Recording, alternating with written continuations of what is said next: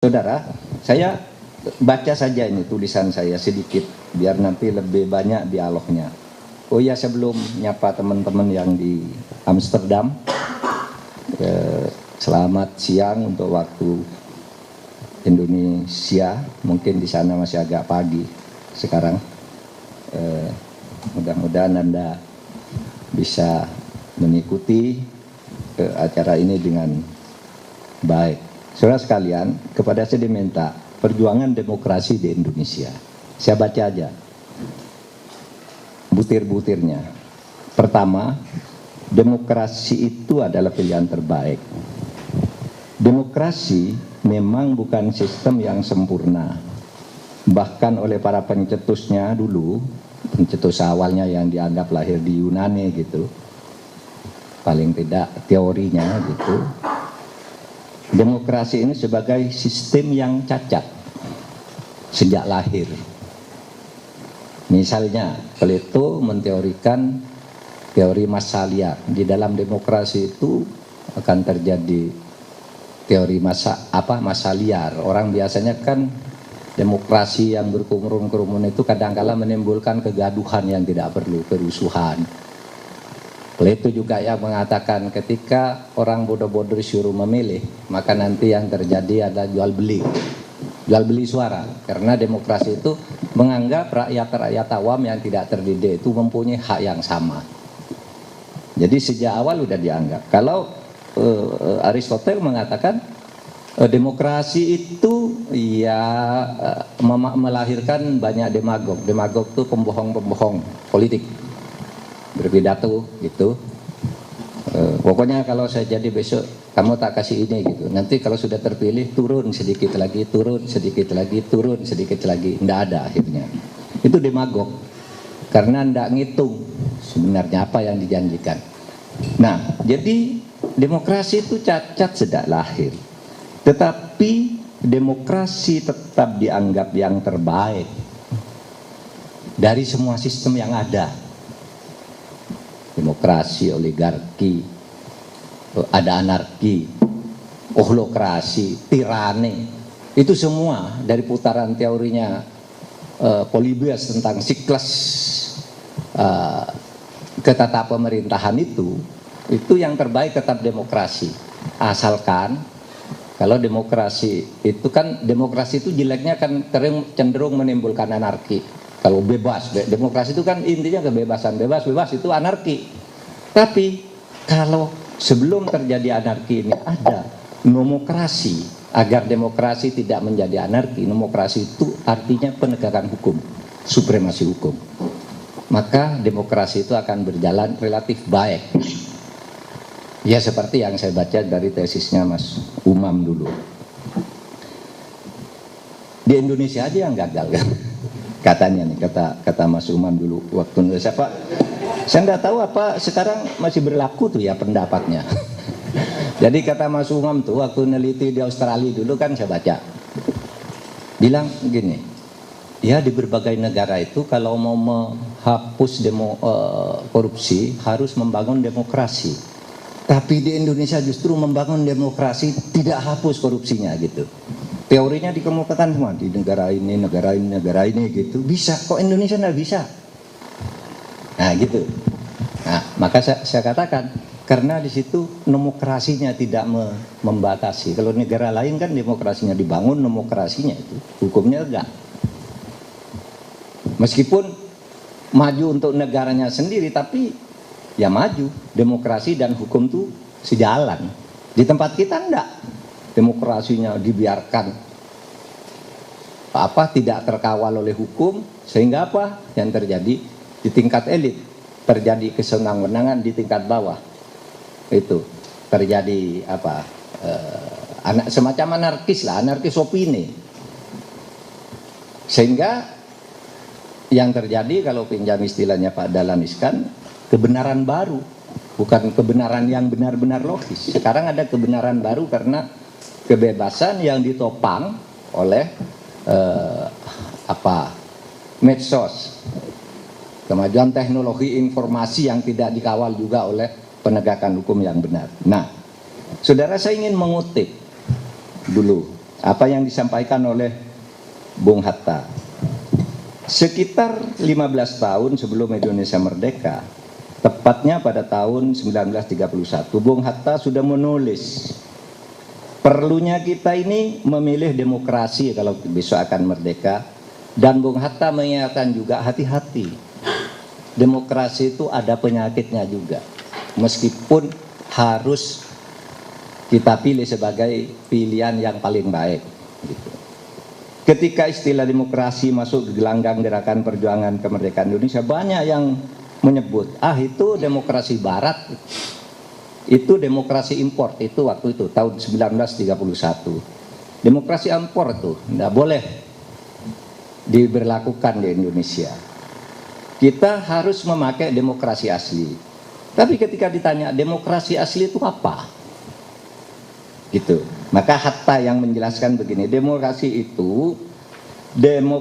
asli itu adalah demokrasi yang berintikan daulat rakyat yang hidup sebelum munculnya feodalisme di Indonesia. Jadi dulu Indonesia tuh, kata Bung Hatta tuh, demokrasinya musyawarah desa, lalu kerjasama, hidup bersama dalam bentuk kolektivisme. Sesudah itu muncul penguasa-penguasa lokal yang membangun feodalisme. Disusul oleh munculnya Belanda, penjajahan. Nah kata Hatta, kita besok bangun demokrasi, namanya bolehlah pakai kedaulatan rakyat atau sovereignty, demokrasi, tapi itu artinya daulat rakyat. Di mana apa intinya? Daulat rakyat kita itu kolektivisme, kata Hatta.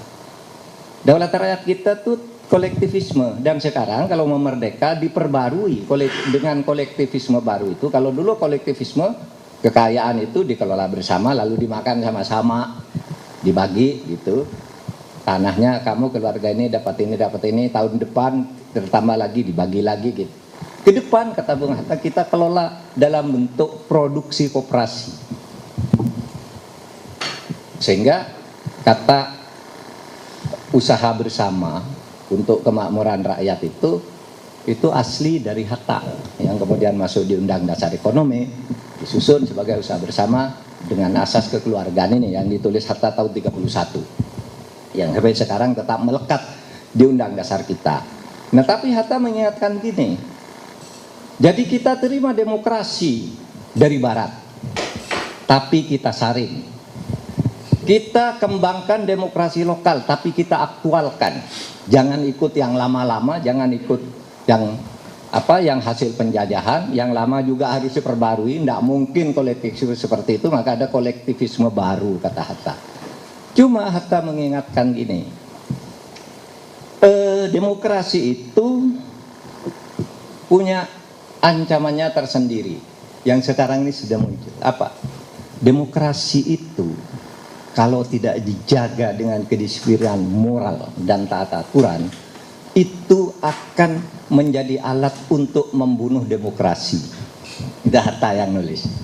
Kata Hatta itu, ingat, hati-hati kamu semua, wahai bangsaku, kedaulatan rakyat itu bisa dipakai untuk membunuh kedaulatan rakyat.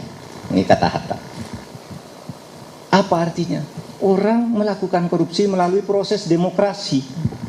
Parlemen digunakan, saya ini wakil rakyat, bisa membuat apa saja yang membunuh rakyat.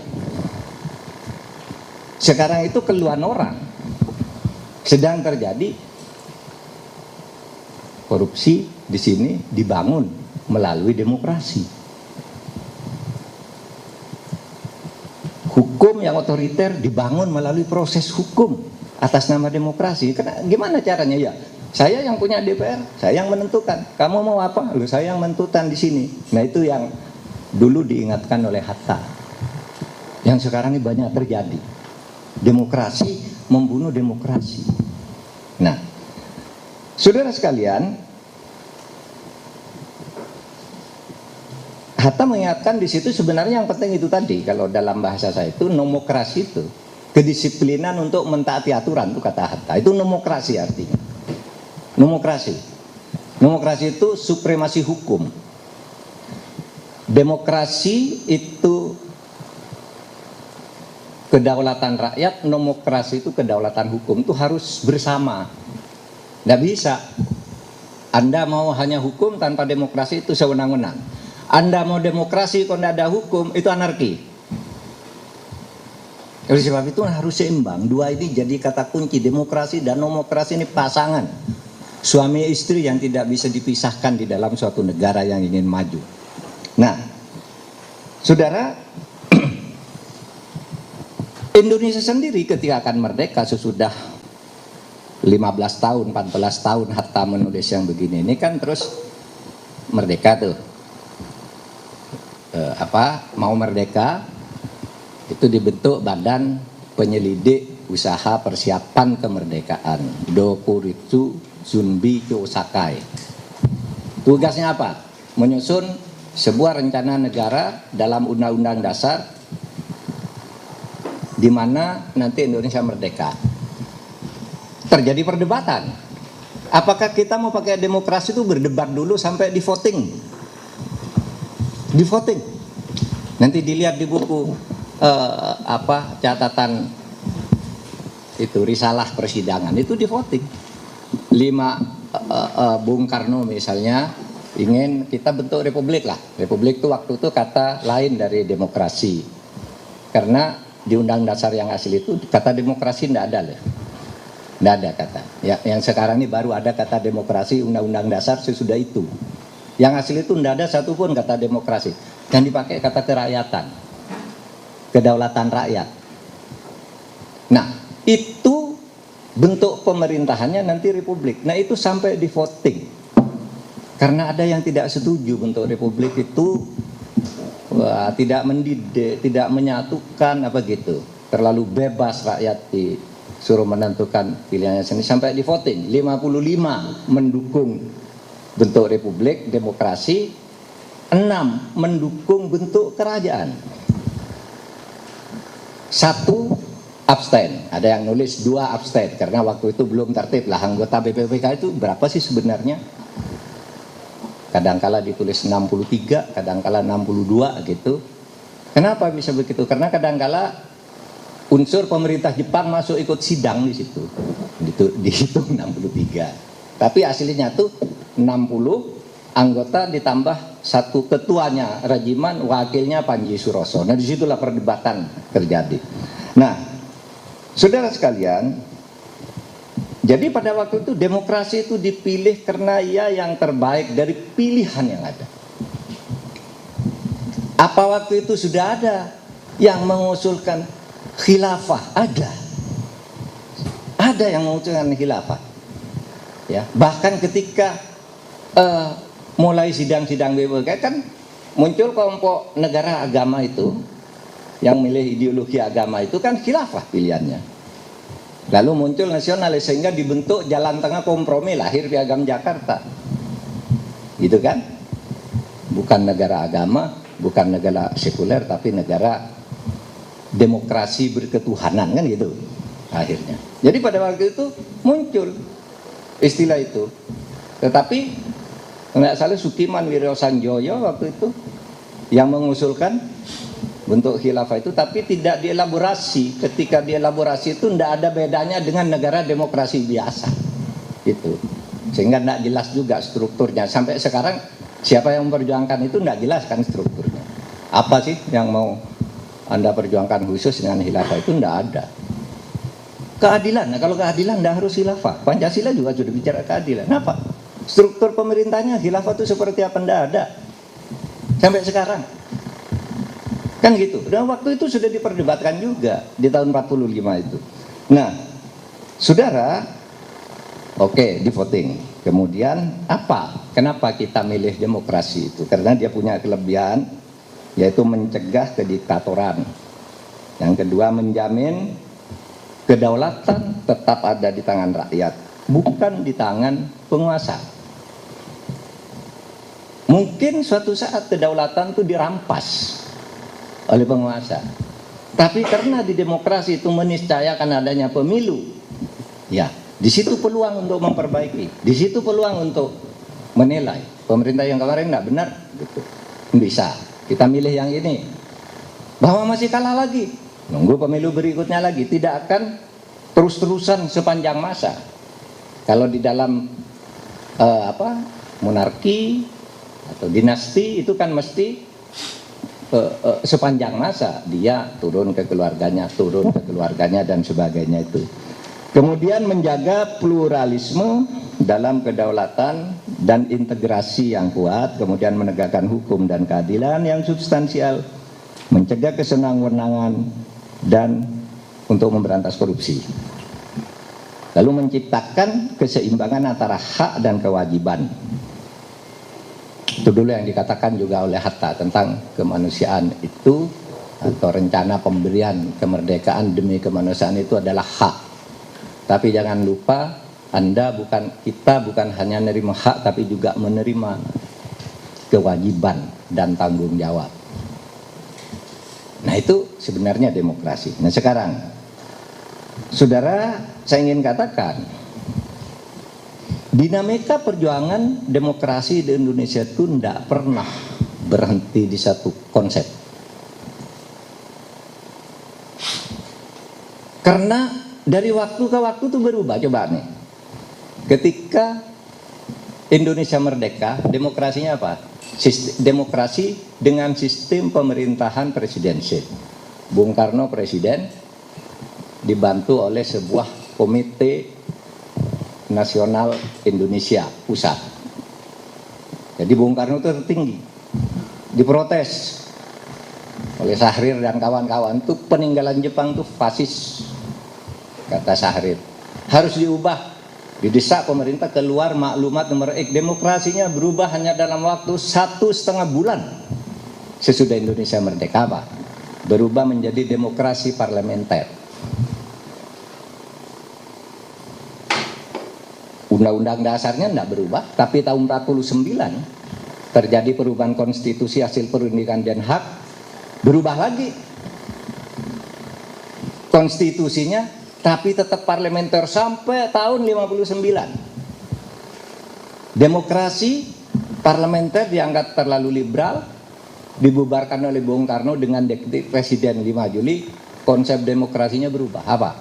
Demokrasi terpimpin.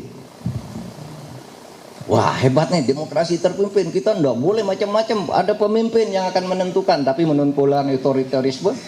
Bung Karno akhirnya dijatuhkan, muncul demokrasi Pancasila, zaman Orde Baru. Apa slogannya? Kita membangun demokrasi berdasarkan usaha untuk melaksanakan Pancasila dan UUD 45 secara murni dan konsekuen. Itu Orde Baru. Bagus sebentar, lalu mulai timbul korupsi-korupsi, ada reformasi. Tadi saya sudah cerita, bangun lagi. Demokrasinya pada saat reformasi bagus. Coba, 98 Pak Harto jatuh, 99 dilakukan pemilu, itu pemilu terbaik sesudah tahun 1955. Pemilu paling demokratis, terbuka, kesaksian tokoh-tokoh internasional pada waktu itu. Clinton datang ke Indonesia, Carter juga bikin penilaian, bikin report tentang pemilu di Indonesia, bagus gitu. 99 bagus, 2024 bagus, tapi 2009 udah rusak, sudah pakai politik uang sampai sekarang. Jadi selalu berubah nih, perjuangan membangun demokrasi di Indonesia tidak pernah berhenti, saudara. Dan kita jangan berhenti untuk membangun itu, karena perubahan-perubahan itu adalah keniscayaan. Bagusnya demokrasi dan konstitusi itu ada lingkup kekuasaan yang dibatasi secara jelas, meskipun sering dilanggar, ada batas waktu kekuasaan. Nah, itu yang ada di demokrasi. Nah, jadi kalau saya lihat perjuangan itu, setiap muncul satu rezim itu biasanya bagus sebentar, tapi lama-lama rusak. Dibongkar, bagus lagi, rusak lagi. Sehingga kalau begitu teorinya ya bongkar lagi aja. Orang yang berpikir kayak gini nih, dibongkar lagi aja, biar bagus lagi. Gitu. Nanti rusak lagi, ya bongkar lagi gitu. Itu pasang bongkar nih. Dari sejarah ini perubahan-perubahan ini kan nggak bisa diungkiri. Tapi apakah kita mau tunduk pada hukum perubahan-perubahan yang seperti itu? Apa yang menyebabkan sebuah demokrasi itu bergeser ke otoritarisme? Kalau teorinya gampang. Teorinya apa? Setiap perkembangan politik akan mengubah hukum dan hukum akan mengubah politik lagi, saling mempengaruhi. Yang kedua teorinya, power tends to corrupt. Kekuasaan itu cenderung korup. Siapapun yang berkuasa meskipun dia mula-mula baik-baik, lama-lama nikmat. Lama-lama menerima bisikan-bisikan bawahannya, bapak yang baik, bapak harus terus jadi presiden. Habis waktunya bisa diubah undang-undang dasarnya. Loh, itu karena power tends to corrupt. Bisa diubah undang-undang dasarnya, kan terserah kita, namanya demokrasi. Zaman Pak Harto kan gitu dulu penafsirannya. Presiden dipilih 5 tahun sekali, presiden dipilih untuk masa tugas 5 tahun dan sesudahnya dapat dipilih kembali. Itu tafsirannya jelas di dalam perdebatan. Dapat dipilih sekali dan berhenti sesudah dipilih sekali lagi. Itu tafsirannya. Karena kalau bisa dipilih berkali-kali cukup kalimatnya undang-undang dasar itu presiden dipilih setiap 5 tahun sekali. Titik. Itu bisa berkali-kali. Tapi Pak Harto bisa 5 tahun dipilih lagi, dipilih lagi, dipilih lagi, dipilih lagi sampai 7 kali operasi sesar. Sudah, jadi siapapun yang berkuasa itu punya kecenderungan. Bahkan saya pernah baca buku tentang Pak Harto itu. Judulnya Di Antara Para Sahabat. Sahabat-sahabat Pak Harto itu hidup. Ceritanya Pak Harto itu dulu ketika Bung Karno jatuh disuruh jadi presiden tidak mau. Itu betul. Nggak mau, kenapa? Saya tidak pernah menyiapkan diri jadi presiden, kata Pak Harto. Kalau gitu siapa? Itu Pak Nasution aja. Pak Nasution bilang, saya nggak mau, saya orang Batak. Orang Batak nggak mungkin jadi presiden di Indonesia, kata dia waktu itu. Nggak tahu sekarang. Tapi waktu itu dia menteorikan itu tertulis kesaksian-kesaksian itu. Sampai akhirnya apa? Datang ke Bung Karno, ya sudahlah Bung Karno lagi aja presiden. Bung Karno meneruskan aja presiden. Syaratnya satu, membubarkan PKI. Datanglah utusan ke Bung Karno. Pak, Bapak aja tetap presiden, tapi PKI tolong dibubarkan. Angkatan Darat minta PKI dibubarkan. Bung Karno enggak mau. Enggak. Kalau saya presiden, soko guru politik di Indonesia sejak dulu saya sudah menulis, ya, Nasakom, nasionalisme, agama dan komunis. Bung Karno kuat pendiriannya. Kemudian, saudara, akhirnya apa? Pak Harto, oke kalau begitu sudah. Bung Karno selesai sampai di sini. Saya mau jadi presiden 1 tahun. Baca. TAP MPRS pengangkatan presiden itu adalah tahun 67 diangkat tahun 68 harus ganti. Mengangkat Soeharto sebagai penjabat presiden sampai dengan tahun 68. Sudah itu pemilu. Tapi tadi power tends to corrupt. Sesudah Pak Harto berkuasa tadinya enggak mau, sekarang enggak mau diganti. Enggak mau diganti. Dibilang enggak bisa pemilu 68, itu ada di sejarah. Enggak bisa pemilu 68 kata Pak Harto, enggak bisa. Kenapa? Belum siap undang-undangnya, belum ini. Beri waktu saya lagi untuk menyelesaikan undang-undangnya sampai tahun 69, pemilunya tahun 71. Dibuat lagi TAP MPR. Pak Harto menjadi presiden definitif sampai tahun 73, tapi pemilunya 71. Setelah itu nggak mau diganti lagi, terus. Itu power tends to corrupt.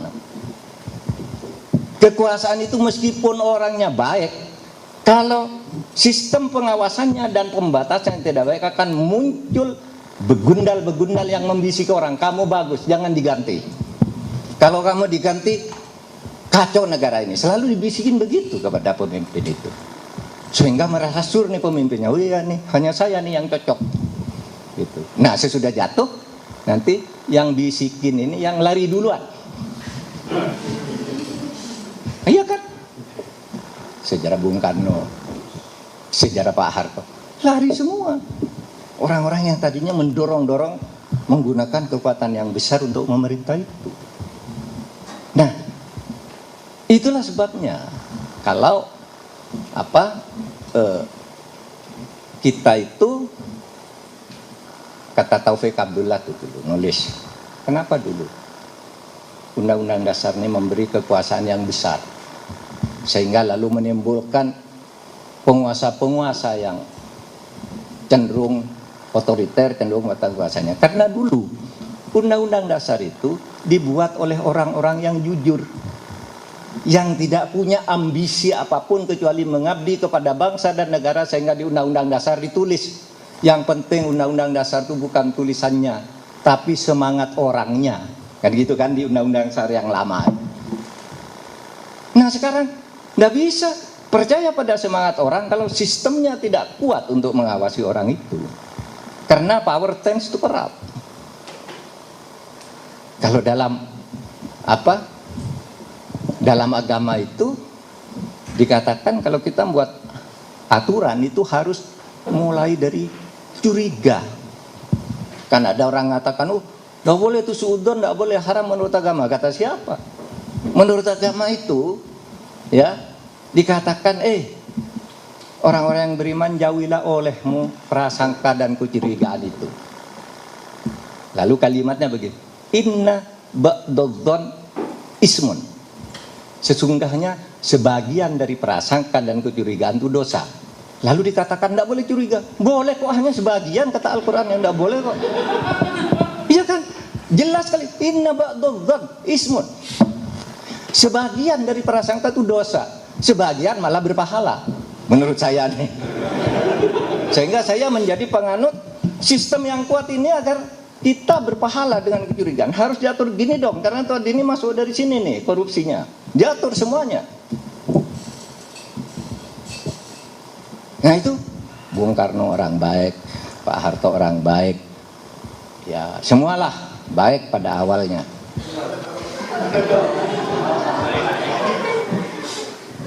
Oleh sebab itu diatur demokrasi kita. Di era reformasi itu apa yang tidak kita buat? Oh Pak Harto menimbulkan KKN, dibuat Mahkamah Konstitusi. Oh niru aja, niru Austria ada Mahkamah Konstitusi, bentuk Mahkamah Konstitusi. Oh niru Polandia ada Komisi Yudisial, dibentuk Komisi Yudisial. Niru Hong Kong ada KPK, bentuk KPK. Niru apa lagi? Komnas HAM itu dilembagakan, bentuk. Semua dianut, seluruh teori untuk memperbaiki negeri ini udah diambil, dijadikan undang-undang. Sehingga saya katakan apa? Loh, kalau gitu apa? Sudah habis teori di gudang sekarang. Teori apa coba? Tanya ke saya. Pak ini belum, saya tunjukkan. Sudah. Teori apa coba? Yang mau Anda tawarkan. Kok mau berdiskusi terus? Sudah habis diskusi. Nah, sehingga saya katakan pada bagian akhir di sini penutupnya ini, perkembangan masyarakat dan pelanggaran terhadap prinsip-prinsip demokrasi telah menimbulkan gejala demokrasi berkembang secara tidak bermartabat.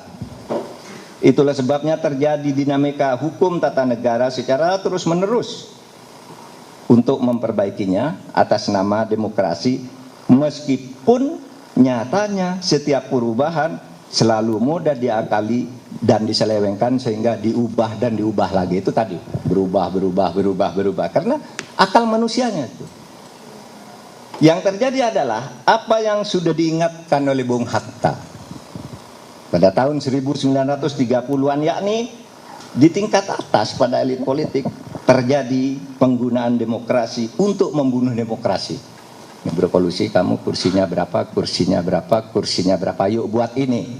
Pak, rakyat tidak setuju, enggak, kita sudah mayoritas, kalau dihitung sudah 62%. Nah, itu demokrasi membunuh demokrasi. Itu Hatta sudah mengatakan pada waktu itu. Di tingkat bawah terjadi gejala anarki. Bung Hatta menulis juga jangan sampai anarki loh. Oleh sebab itu disiplin pada peraturan, pada nomokrasi itu penting. Gitu. Saudara, saya sering ditanya, mau ditata bagaimana lagi keadaan kalau seperti ini? Saya bilang sudah habis teori di gudang. Masalahnya sekarang ini, sukma demokrasi asli yang dikatakan oleh Bung Hatta yaitu gotong royong untuk kemakmuran bersama, dan sukma hukum yaitu moral dan etika tampaknya sudah agak terlepas dari kehidupan kita berbangsa dan bernegara. Itu dulu sebagai pengantar. Assalamualaikum warahmatullahi wabarakatuh.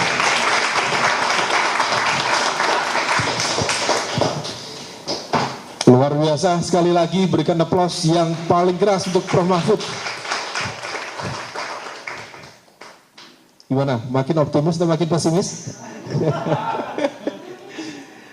Tapi itulah cerdasnya Prof. Mahfud.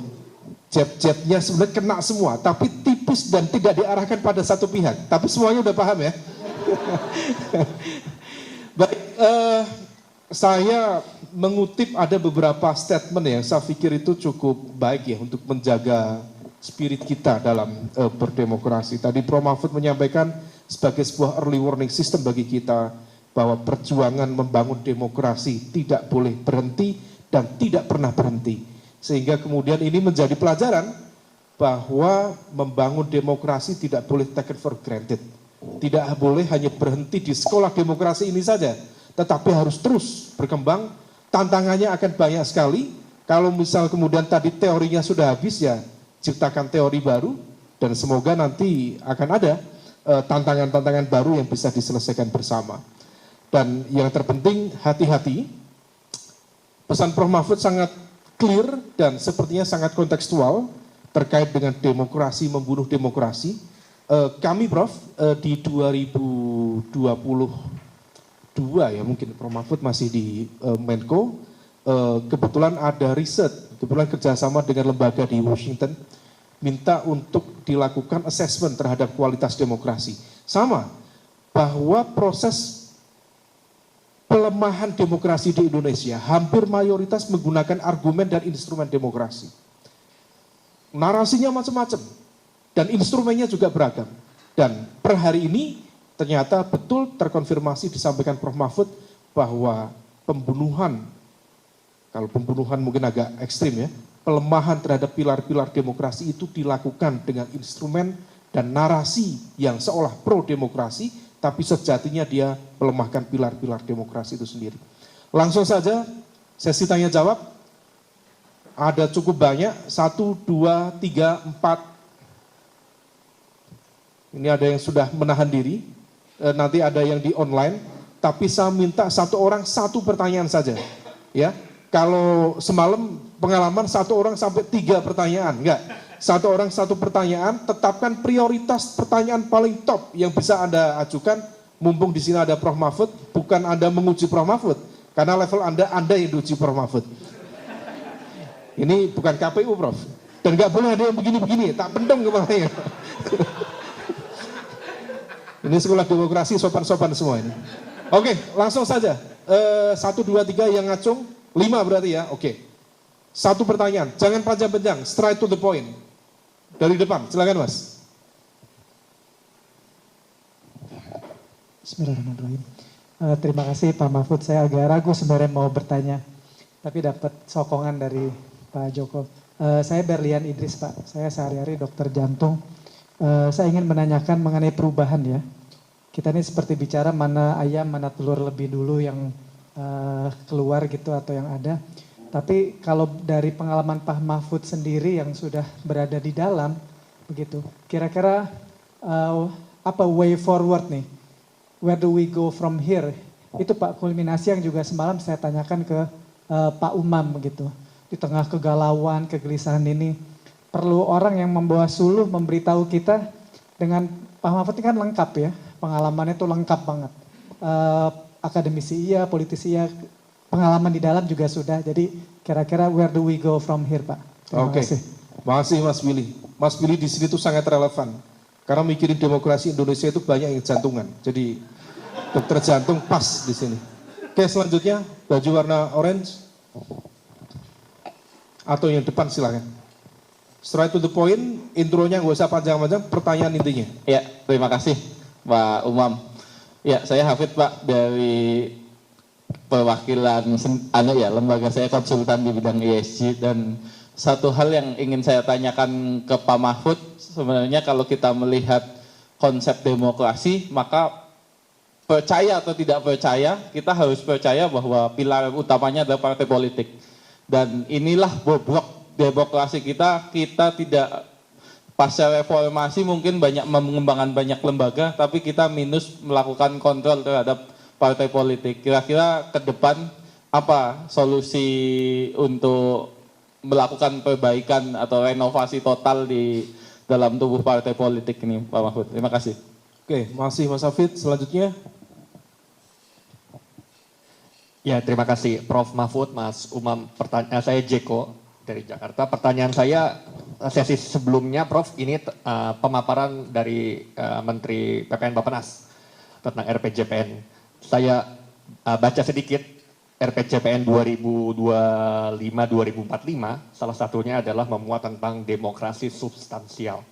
Nah, menurut Prof. Mahfud, apakah kita harus optimis, pesimis, atau realistis terhadap target Bappenas tersebut, mempertimbangkan kondisi demokrasi saat ini ya. Menambahkan data sedikit saja, bahkan indeks demokrasi kita tahu banyak, indeks demokrasi Indonesia ada di tempat Prof. Mahfud dulu di Kemenkopol-Hukam, bahkan tahun ini juga mencatat angka yang turun dari sisi pemerintah itu ya, berarti indeks pemerintah. Nah, ini apakah kita harus pesimis, optimis, atau realis terhadap target Bappenas jangka panjang 2045 demokrasi substansial itu, Prof? Terima kasih. Oke, makasih Mas Ciko. Selanjutnya.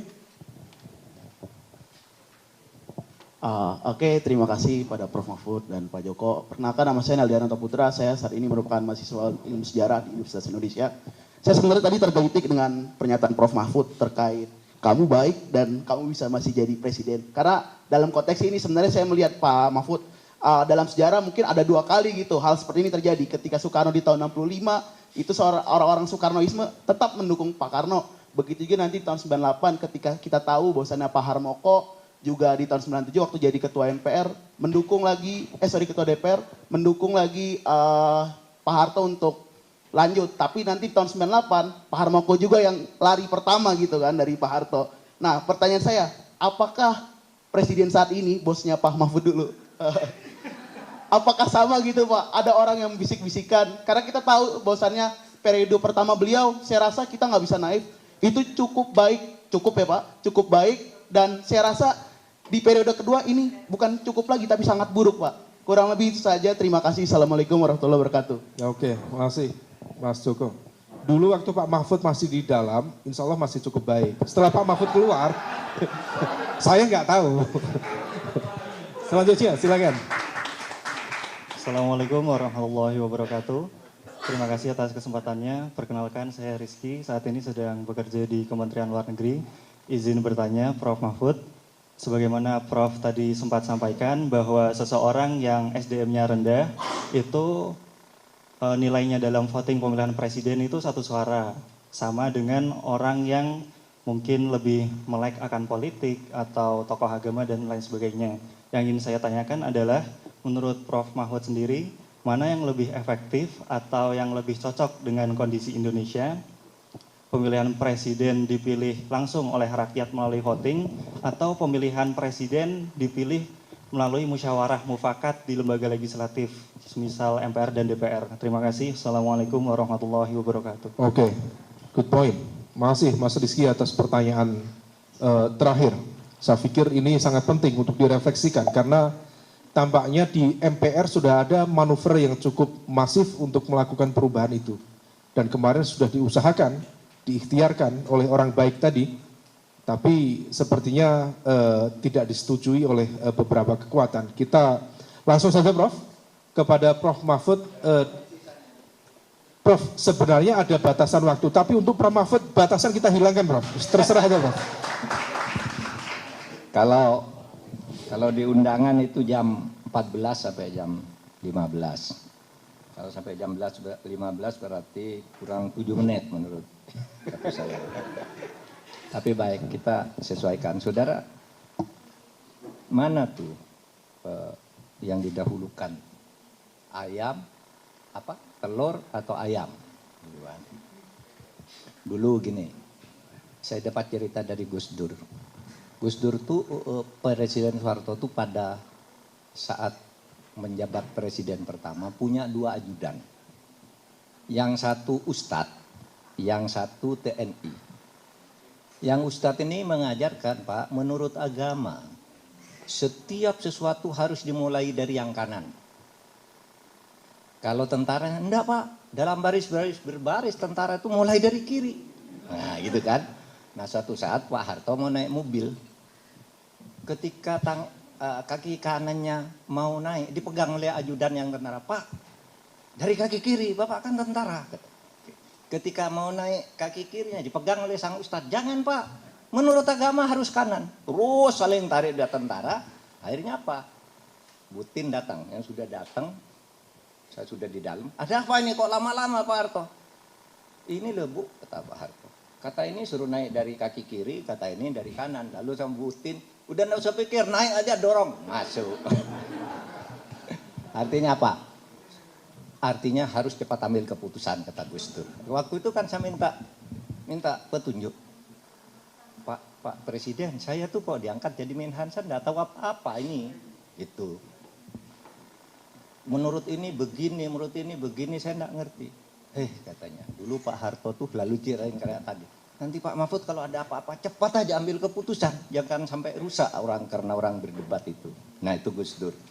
Nah sehingga nanti saya sampaikan anunya. Sekaligus dengan penanya yang kedua. Ini Pak mau perubahan, ini kan bagaimanapun kalau demokrasi itu pilarnya parpol. Nah itu masalahnya. Mau memperbaiki sesuatu itu harus lewat parpol. Tapi ketika disampaikan ke parpol, parpolnya enggak mau. Mulai dari mana? Contoh nih. Kami pemerintah mengajukan undang-undang perampasan aset untuk memberantas korupsi dan pembatasan uang kartal. Kita baik masyarakat mendukung tuh di mana-mana tuh perampasan aset bagus. Masuk ke DPR, nggak bisa. Kami ini kata parpolnya, kata anggota DPR, kami ini hanya Korea di sini. Katanya. Yang menentukan tuh bos di sana. Bapak bilang ke bos di sana itu, jangan bilang ke kami gitu. Parpol kan, sudah dikomunikasikan ke sana, wah belum, nggak bisa. Terus mulai dari mana? Itu problemnya. Oleh sebab itu saya begini, saudara, jangan saya katakan untuk semuanya, kita tuh jangan pernah berputus asa. Dalam keadaan tadi, demokrasi timbul tenggelam itu, kalau dari beberapa segi, misalnya dari segi ekonomi, pendidikan dan sebagainya, itu kita akan terus maju di tengah tantangan-tantangan demokrasi timbul tenggelam itu. Nah sekarang orang, dulu waktu saya kecil orang, waduh bisa kuliah itu enggak terbayangkan, apalagi sampai ke luar negeri. Sekarang orang mau ke luar negeri asal pinter aja, beasiswa banyak sekali. Karena apa? Kita maju sebagai negara. Negara udah menyediakan dana. Oleh sebab itu urusan politiknya ini, mari kita tata jangan sampai putus asa. Apa kuncinya? Saudara, gini, saya belakangan ini sering berteriak begini. Kita dukung Pak Prabowo untuk tampil secara kuat. Kenapa? Loh, dia sudah terpilih. Kita menolak juga tidak bisa. Oleh sebab itu dia harus tampil sebagai presiden. Tidak tergantung pada orang lain. Tidak tergantung juga pada komitmen-komitmen politik dalam rangka taktis. Begitu tampil, perbaiki ini semua. Bisa. Dan saya katakan Pak Prabowo, punya Anda modal untuk itu? Iya, menurut saya punya. Dia tentara. Biasanya sangat nasionalis. Meskipun ada yang mengatakan tentara itu anti demokrasi misalnya, tapi dia sangat nasionalis. Yang kedua, dia konsisten.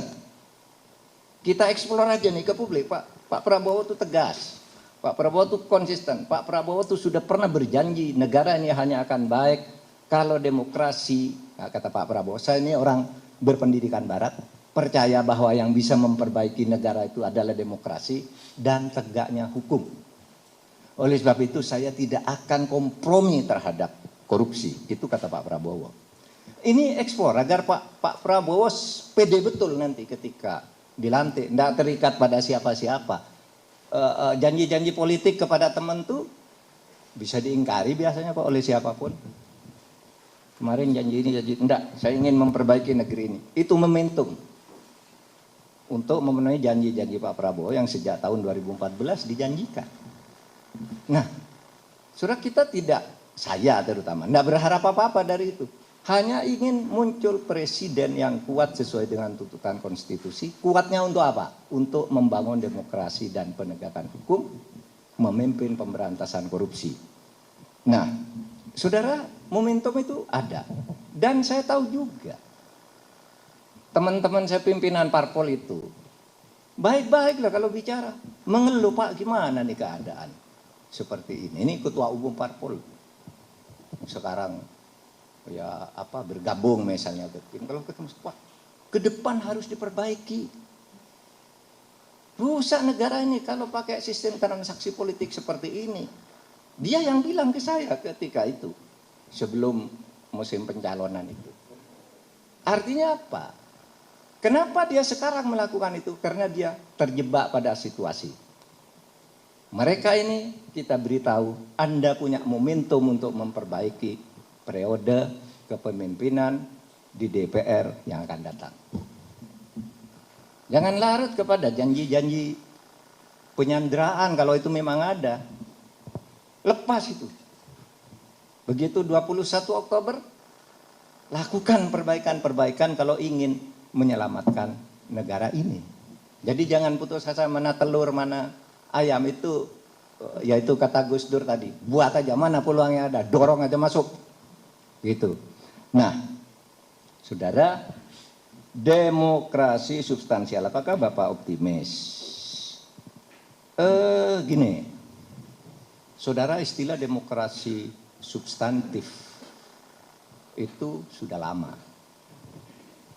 Sudah lama, bahkan tahun 93 ketika saya menulis disertasi sudah menggunakan teori itu juga. Demokrasi substansi dan demokrasi formal. Demokrasi prosedural dan demokrasi substansial. Nah, kalau di dalam teorinya semua orang ingin substansi. Setiap perubahan itu agar demokrasinya tidak formalitas semata-mata. Karena demokrasi yang hanya formalitas itu tadi. Bung Hatta, Pak Umam, yang mengatakan kedaulatan rakyat membunuh kedaulatan rakyat. Jadi kata membunuh itu dari Bung Hatta, tapi dia bilangnya di barat waktu itu kan belum merdeka. Ya. Nah, sehingga sekarang banyak yang menggunakan korupsi itu dibangun melalui demokrasi. Ya banyak sih yang bilang seperti Lidl yang sering saya tip itu. Ya di Indonesia itu korupsi tumbuh melalui proses-proses resmi. Dibuatkan hukumnya agar korupsi itu sah gitu. Nah, itu yang namanya hukum konservatif. Hukum ortodoks. Hukum itu dibuat sebagai alat untuk mengesahkan hal yang salah agar menjadi benar dan tidak bisa dihukum. Saya punya cerita panjang tentang ini tapi nanti lain kali. Nah, sehingga 2 hari lalu saya ketemu dengan teman saya, Pak A.S. Hikam, diskusi tentang ini di rumah. Lalu ceritanya gini, gimana Pak Hikam demokrasi kita? Aduh Pak, katanya, demokrasi di tempat kita ini bukan demokrasi cacat katanya. Apa? Demokrasi gagal bagi Hikam. Meskipun orang kalau lihat dari indeksnya itu masih cacat tapi tidak sempurna. Tapi demokrasi gagal. Lalu dia ceritakan. Nah, apa yang ingin saya katakan? Kita jangan pernah pesimis. Ada momentum. Kalau enggak, kalau terpaksa momentumnya ini hanya kita dapat sedikit, 5 tahun lagi kan ada lagi. Saudara percaya dengan saya, keributan-keributan politik ini nanti akan reda setelah pelantikan kabinet 21 Oktober. Mungkin akan menemukan polanya. Tapi percayalah, awal tahun 2027, 2 tahun, itu sudah akan sibuk pemilihan berikutnya. Karena pendaftaran nanti pemilu berikutnya kan 2018. 2028, 2029 udah pemilihan di awal. Sehingga kita punya momentum, banyak yang harus kita gunakan dengan sebaik-baiknya. Pak, itu Pak Jokowi itu ada pembisik-pembisik kayak Harmoko gitu tadi, yang kemudian lari. Biasanya kalau dalam keadaan begini orang belum ngomong. Nanti itu akan ditulis orang sesudah Pak Jokowi berhenti agak lama dari itu kan, lalu orang ngomong kan gitu kan. Kalau pengalaman saya nih, jadi gerakan untuk menambah jabatan Pak Jokowi, apakah itu menambah periode atau memperpanjang itu, memang waktu itu muncul di orang-orang di kabinet. Udah nggak bisa dirahasiakan lah, itu kan ada gerakan ini, gerakan itu, pidato ini di kabinet. Tapi pada waktu itu penolakan masyarakat keras, Bu Mega keras sekali. Sehingga suatu saat saya datang ke Pak Jokowi, di Istana Bogor. Pak, ini nih di masyarakat ramai sekali nih Pak. Bapak mau memperpanjang jabatan atau apa? Nah, pada waktu itu Pak Jokowi mengatakan, Pak Mahfud, apakah rakyat belum tahu bahwa siapa yang berpikir memperpanjang jabatan saya itu mencari muka kepada saya? Yang mengusulkan saya memperpanjang jabatan itu nampar muka saya. Itu kata Pak Jokowi. Nah, kalau gitu Pak, umumkan kepada para menteri. Sidang kabinet. Pak Jokowi lo bilang, jadwal pemilu sudah ditetapkan, gitu kan. Para menteri jangan bicara lagi perpanjangan jabatan, disiarkan langsung. Nah saya tahu nih ada yang main di sini, ada yang main di sini kan. Nah, saya masuk di sini ya pura-pura enggak tahu aja. Pokoknya Pak Jokowi bilang begitu, keluar dari istana, saya diperintahkan oleh Pak Jokowi untuk mempersiapkan pemilu. Pemilu tidak boleh diundur, periode tidak bisa bertambah. Ini saya kan, ketika ini harus menteri ini, menteri itu, ngadakan ini, ngadakan itu. Saya jalan. Saya yang diperintah. Dan Pak Presiden sendiri yang memimpin rapat. Jadwal pemilu harus ditetapkan. Saya rapat jadwal pemilu itu di kantor saya. Beberapa menteri saya ini dari Presiden. Nah, kan sulit lalu ikut arus itu kan. Karena sudah ada jadwal yang bisa memfait akompli bahwa ini harus jalan. Nah saya kira ini bisa jejak digitalnya itu gampang dicari kok. Di saat-saat orang ribut mempersiapkan mengumpulkan lurah se-Indonesia lalu bikin deklarasi, apel. Lalu muncul istilah harus diperpanjang, saya bersuara lain. Itu jejak digitalnya ada, artinya ini bukan rahasia lah, dibuka lah saat-saat itu kan ada, saya selalu bicara beda. Karena saya ingin mendorong jangan sampai rayuan-rayuan ini kita larut dan semuanya menjadi mau begitu. Saudara, yang terakhir pilihan presiden apakah langsung lewat MPR sebaiknya? Itu gini, dulu ketika lewat MPR itu dianggap koruptif, dianggap konspiratif karena MPR itu semuanya diangkat oleh presiden, lalu presiden yang milih MPR yang milih presiden, jadi itu saling angkat. Pada waktu itu 1.000 orang gampang sekali disuruh dukung. Kalau enggak, ya enggak jadi anggota DPR, itu ada di tangan Pak Harto pada waktu seluruh keputusan siapa yang menjadi anggota DPR, MPR, kecuali yang dari P3 dan PDI waktu itu dipilih, dan itu suaranya sedikit. Tapi yang Golkar bisa menang 72% sekali pemilu itu kan Pak Harto ketuanya yang menentukan. Fraksi ABRI, panglima tertingginya Pak Harto. Utusan daerah, gubernur adalah bawahan Pak Harto. Semua lalu MPR milih semua. Sehingga pada waktu itu kalau gitu pilihan langsung aja lah gitu.